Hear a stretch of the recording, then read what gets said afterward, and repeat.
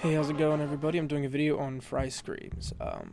Fry screams are very tricky. They're pretty much a big puzzle you got to put together. Well, at least it was for me. Before fry screams, all I did were, just your typical false chord, low growls. I was never happy with them. I could never get them to where I wanted them to be. So I was like, if I give the fry screams a try, maybe I'll get somewhere. And I did, thankfully. So like I said, I took a little bit of a bunch of YouTube videos, and I'm going to compile them all onto one thing here and hopefully help somebody out. Before we start, I don't mean to sound like a broken record, but you're going to need water if you're just starting off. If you're not used to this, if you're not used to singing and things like that, if you're just going right in the screams, definitely you're going to need water. Your throat's going to hurt. Fry screams, you're pushing out a lot of air. They're going to hurt a lot. I even got headaches a lot, so, ibuprofen, aspirin, maybe even keep that around because, like I said, your body's not used to screaming. It's something unusual for you to be doing, especially if you've never done any types of screams before. Cough drops are going to help too. Like I said, again, you're pushing a lot of air out, your throat's going to get dry, it's going to get sore, you're going to be practically yelling, that's pretty much what the fry screams are at. So let's get started now. Like I said, broken record again. Everyone does the the grudge noise. Yes, that's your basic point. And then everyone, the videos I've seen, everyone's like, oh, now you got to make that louder and louder until it turns into a scream. But there's a problem in that. As you try to get louder, you start to lose it. So I'll demonstrate. So you go.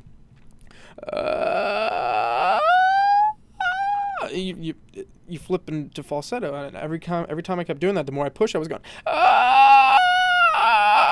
And I'm like, well, this sounds terrible. I'm like, where do I go from here? So this is what you do.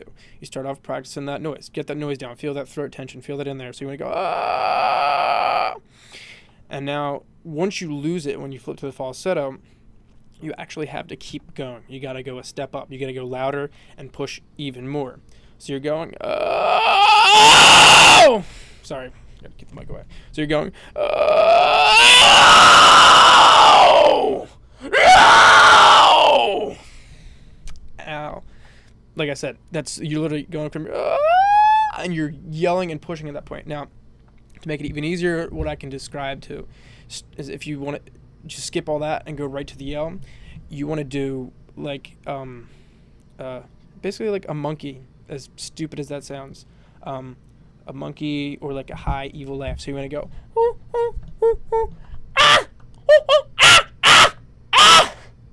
ow! And once you get that monkey noise, you get up there, you just hold that ow!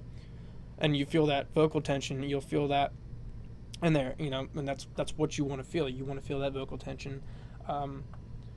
Once you get that, you got to start practicing with that. Learn to hold that. Take your breath and learn to hold that ow! And it's going to sound pretty terrible at first. It'll be very bad. Mine was. I feel like I didn't even know what I was doing. But I kept at it. I kept pushing and trying to hold that tension and try to get loud. You even got to start off yelling. But the key is, try to really work from that. The really silent.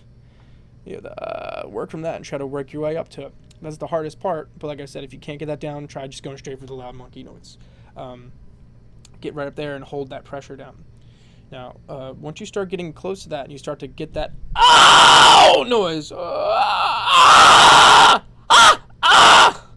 once you get that, now you can start keep doing it and mold it and work on it as much as you can.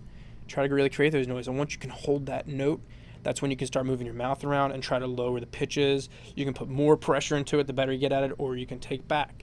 And it'll make different types of screams.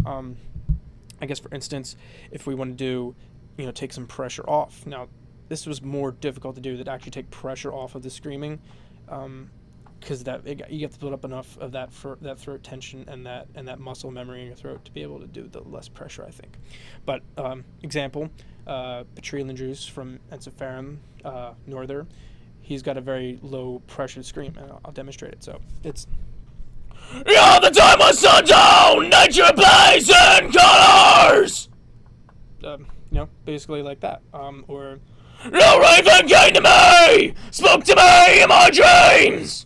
Your long lost prophecy of a forgotten legacy. Not a lot of pressure. Now, if you want to go more pressure and make it a more ballsy, loud scream, these are the ones that are a little hard to get used to. I guess a good example would be Andreas Salvestrom from Amaranth with NY, if you've heard of them guys. So he's got the more brutal one. So,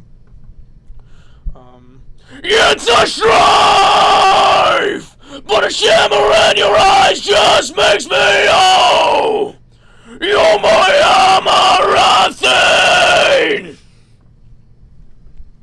A lot of pressure. Doesn't hurt as bad as you think. It does at first. Now, I have more problems with the headaches because I'm still in the beginning stages of my screaming. I'm not that good yet. But I wanted to explain all this while it was still fresh in my head. So, like I said, take those and work with it. The best way when you're starting off, practice till your throat gets sore. Then the next day, let it rest. The day after that, get right back into it. Don't take a break too long when you're just starting off. You want to keep at it. You want to keep that, want to build that throat resistance. Keep building at it, and I guarantee you, within a month, if you keep at this, you'll have your fry screams down. I guess that's going to sound like crap. Just take your time and keep working at it. If anybody has any questions for me or anything, I'll be happy to help. So, take it easy.